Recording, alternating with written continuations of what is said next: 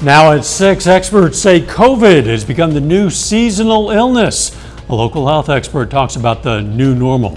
Plus, charges filed after a police chase in Carl Junction and a crash into the woods.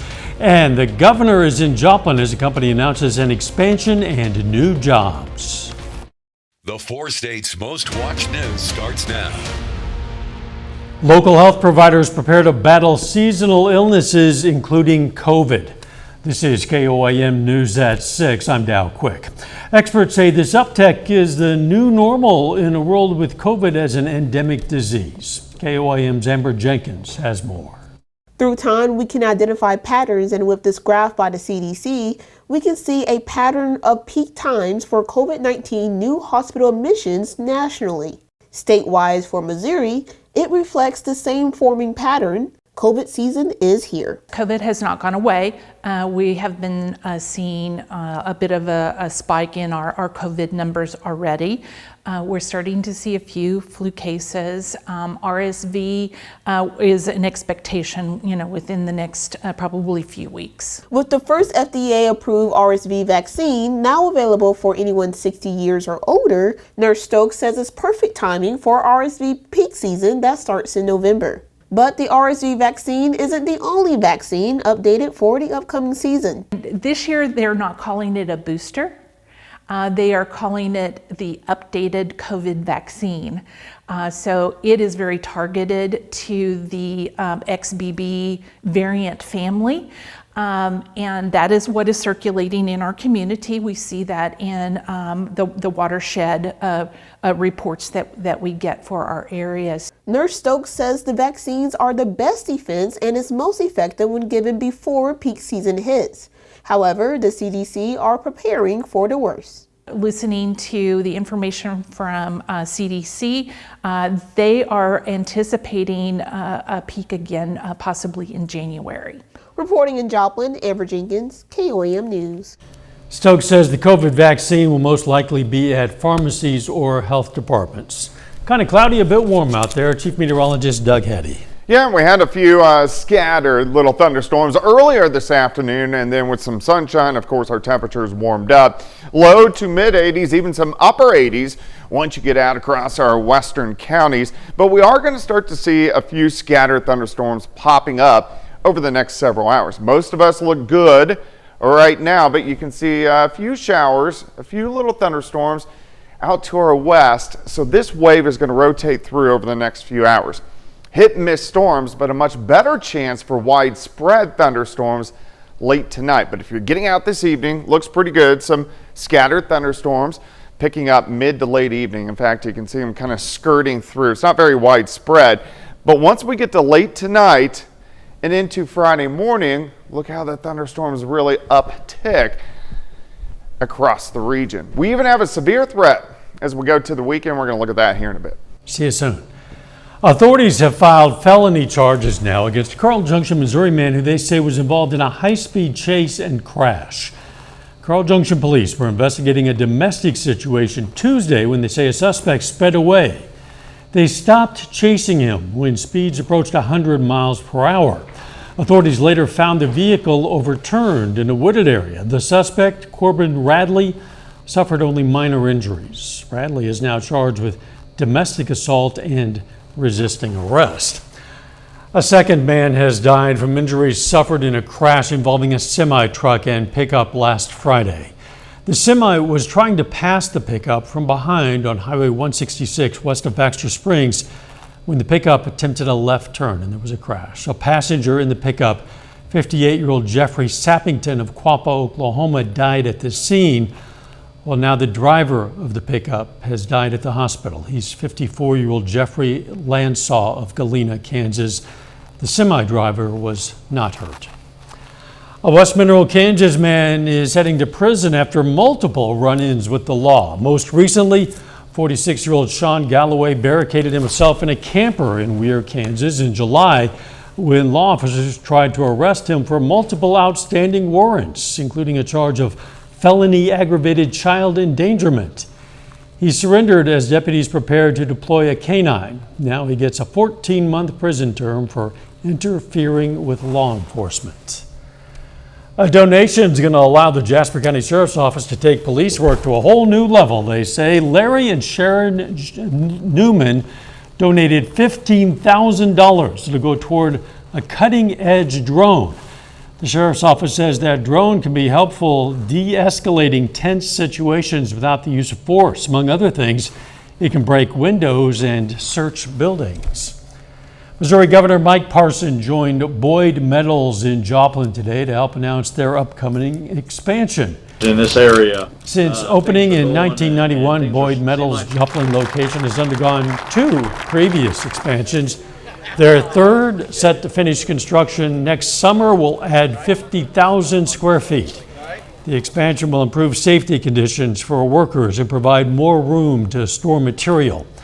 With this expansion also comes 12 new positions, opening up more jobs for four-staters while promoting the continual growth of businesses native to Southwest Missouri. I think this company in particular, when you look at the history of this back in the mid-90s, you know they're here to stay. So, you want them to, again, make sure we retain the businesses we have along with promoting new businesses. Boyd Metals invited government officials and employees to sign a beam used in construction to commemorate the event. Later, Webb City hosts rival Republic in a COC softball matchup. Rock's going to have details for us coming up in sports.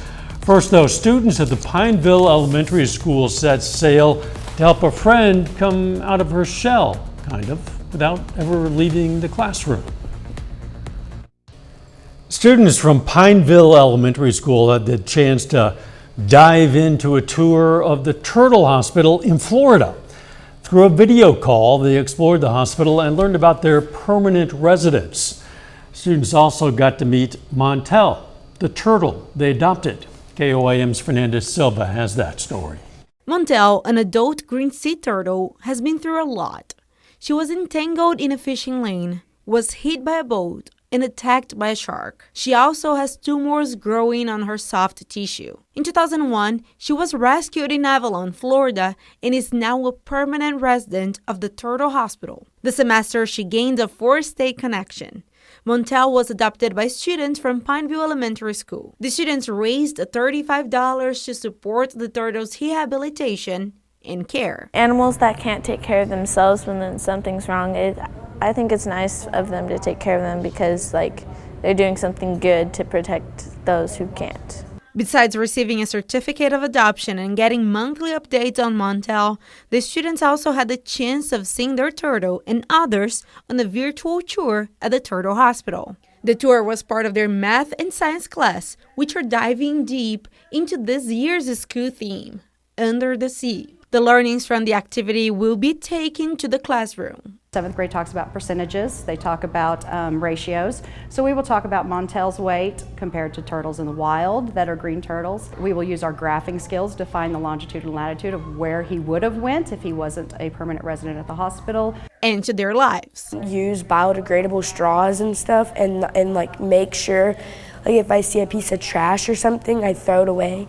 That way that they don't get into the oceans because then it can harm the turtles, and we don't want that. Showing them the personal connection that they had to Montel, and then saying, hey, Montel could have died eating plastic. And then it's a personal interest for them. In Pineville, Fernanda Silva, KOAM News. Yeah, pretty cool. I know. You can also adopt a turtle yourself for $35 a year. You can find more information on our website. Of course, that's KOAMnewsnow.com.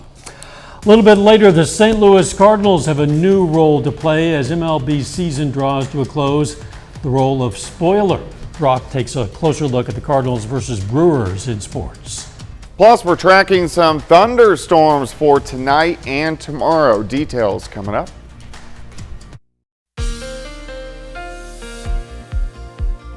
Well, we had a few little pop-up thunderstorms kind of skirt through the area earlier today. Besides that, a lot of clouds, kind of warm and a little bit on the humid side throughout the afternoon, a little bit sticky. It looks pretty good right now. Here's a nice shot of Indigo Sky Casino and Resort, but you can see a lot of cumulus clouds across the region.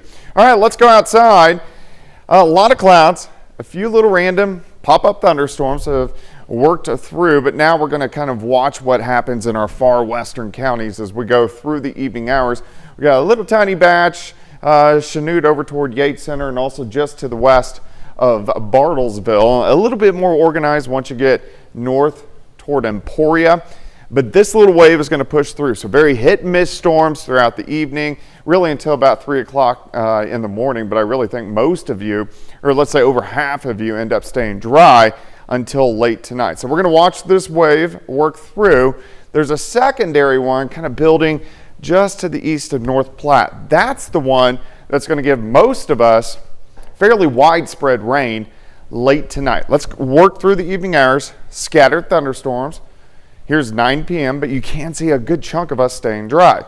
Hit and miss storms to the midnight hour. Once we go to about 3 o'clock in the morning, thunderstorms will start to increase back to our north and to our west and then expand on top of us. So here's about 6:30, 7 o'clock in the morning. Thunderstorms continue. Here's about 11 o'clock in the morning. And then finally, this rain will start to rotate out of here once we get into tomorrow afternoon. All right, it's warm. Most of us low to mid 80s, even a few upper 80s. Western counties, nice looking sky, 7th and range line, 83. Southerly winds 10 upwards to 20 miles per hour. If you're getting out this evening, most of you dry the next several hours, and then those scattered thunderstorms mainly after about 9 p.m. So here's this wave, or rain tonight, tomorrow. Second wave that could give us some severe thunderstorms as we head into the weekend. All right, let's step through time so we get rid of the thunderstorms early afternoon tomorrow. Then we clear out, high temps right around 80 tomorrow afternoon. Tomorrow night, fairly calm. Not a whole bunch going on. As we work through Saturday morning, a few scattered thunderstorms, mainly on the Kansas and the Oklahoma side. We heat up Saturday afternoon, mid to upper 80s, 4 highs, and then we got to focus Saturday evening, mainly after 7, 8 o'clock, western counties, thunderstorms erupt, and most likely these will be strong to severe as we work through Saturday evening, Saturday night, and then most of these will be gone by Sunday morning. So rainfall potential, we'll have to see where they set up tonight, but rainfall potential as we go into the weekend, some decent amounts. A lot of areas are going to pick up a half an inch to an inch, upwards to 2 inches of rain, which of course we need. All right, 81 tomorrow, alert day Saturday due to that severe threat. High temp 87, 80 on Sunday. We kind of hold lower 80s most of next week, mainly dry. Chances for rain return next weekend. Also, fall begins Saturday morning. Oh, yeah. That's a forecast you can count on. Yeah, there you go. 100% chance. Thanks, Doug. Hey, if you love big trucks, Joplin's definitely the place to be this weekend. The Truckers Jamboree rolled into town today. The event features hundreds of show trucks, truck and tractor pulls, a demolition derby, food trucks, a whole lot more. For one truck presenter, the event is a labor of love. I grew up around it my whole life. I used to customize my Hot Wheels. I used to customize my Tonka trucks and everything. I had to be different than anybody else. I'd want straight pipe on my Tonka truck. I'd go get a piece of copper tubing and pop ribbon up the back of my cab and everything to have what I wanted. The Trucking Jamboree is partnering with another trucking event across the street called Guilty by Association. They're going to have a concert tonight. Still ahead, Pitt State head coach Brian Wright has a special message to fans who are attending the football game this Saturday. And Webb City softball back at home versus Republic. Brock Baldridge has highlights coming up.